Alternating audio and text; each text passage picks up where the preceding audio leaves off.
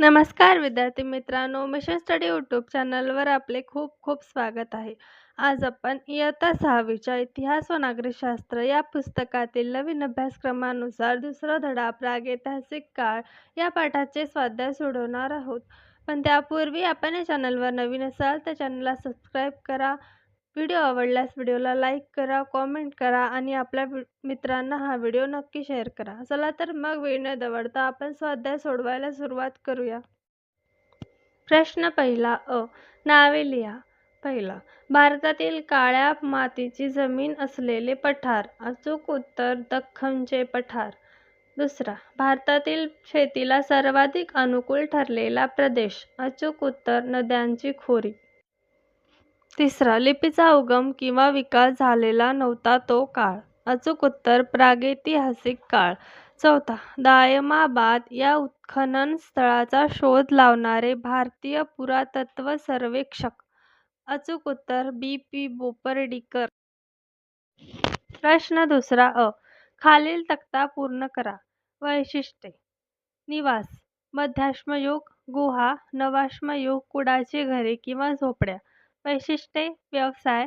मध्याश्मयुग शिकार करणे व फळे कंदमुळे गोळा करणे. नवाश्मयुग शेती पशुपालन. वैशिष्ट्ये. साधने. मध्याश्मयुग लहान आकाराची हत्यारे. नवाश्मयुग गुळगुळीत आणि पॉलिश केलेली हत्यारे. वैशिष्ट्ये. कला. मध्याश्मयुग गुहाचित्रे. नवाश्मयुग मातीची रंगीत भांडी. वैशिष्ट्ये. जीवनशैली. मध्याश्मयुग भटकंती, नवाश्मयुग स्थिर जीवन. प्रश्न दुसरा पुढील विधाने चूक की बरोबर ते सांगून चुकीची विधाने दुरुस्त करून लिहा. पहिला, जोरवे येथे कांस्य धातूच्या 4 वस्तू मिळाल्या. उत्तर चूक. दुरुस्त विधान. दायमाबाद येथे कांस्य धातूच्या 4 वस्तू मिळाल्या. दुसरा, नेवासा येथे जोरवे संस्कृतीचे पहिले पुरावे सापडले. उत्तर चूक. दुरुस्त विधान. जोरवे येथे जोरवे संस्कृतीचे पहिले पुरावे सापडले. तिसरा, महाराष्ट्रातील आद्य शेतकऱ्यांची एक जुनी ताम्रपाषाणयुगीन संस्कृती इनामगाव येथे आहे. उत्तर बरोबर. प्रश्न तिसरा खालील प्रश्नांची उत्तरे लिहा. पहिलं, नवाश्मयुगात मानवाची जीवनशैली कशी बदलली? उत्तर, नवाश्मयुगात मानवाने शेती करण्यास सुरुवात केली. त्यामुळे त्याला अन्नासाठी भटकंती करण्याची गरज उरली नाही. तो नद्यांच्या खोऱ्यात कुडाची घरे बांधून एकाच जागी राहू लागला. म्हणजेच त्याचे जीवन स्थिर झाले. तसेच त्याने पशुपालन सुरू केले.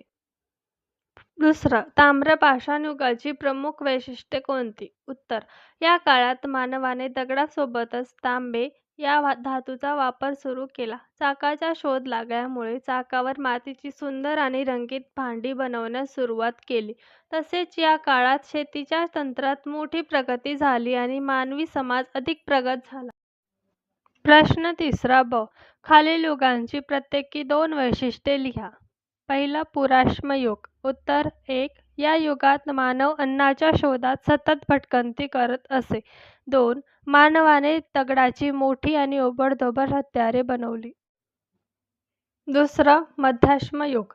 उत्तर 1, या युगात मानवाने लहान आणि सूक्ष्म आकाराचे हत्यारे बनवण्यास सुरुवात केली. 2, मानवाने कुत्रा या प्राण्याला मांसाळवण्यास पाळण्यास सुरुवात केली.